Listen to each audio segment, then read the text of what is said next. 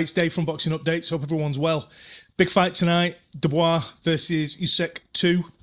The fight no one really wanted to see because Dubois should have been fighting Parker. But that aside, it's an interesting one. A lot of people are switching sides, giving Dubois the edge this time.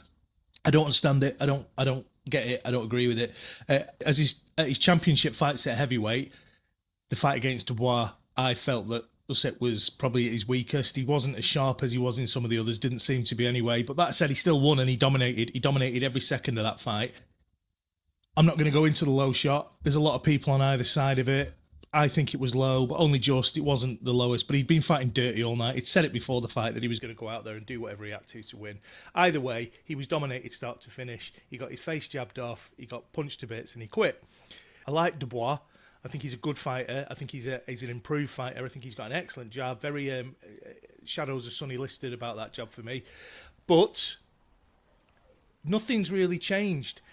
Miller and Hrgovic, I'm not saying we're there to be punched, but they're not known for being defensively minded. They were static and they traded, and that suited Dubois. Joshua was slightly better, but he was moving back in straight lines. He had his hands down. He wasn't fighting great. I'm not making excuses because I think he was totally dominated and outclassed. However, he was hittable.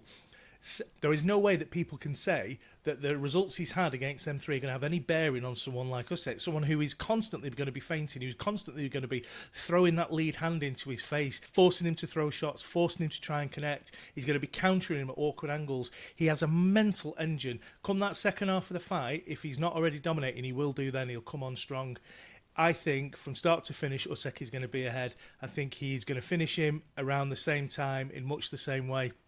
The talk of his body being weak, it's a narrative that's just picked up since that fight. It didn't exist before and it doesn't exist now. For me, Dubois doesn't really have much of a chance.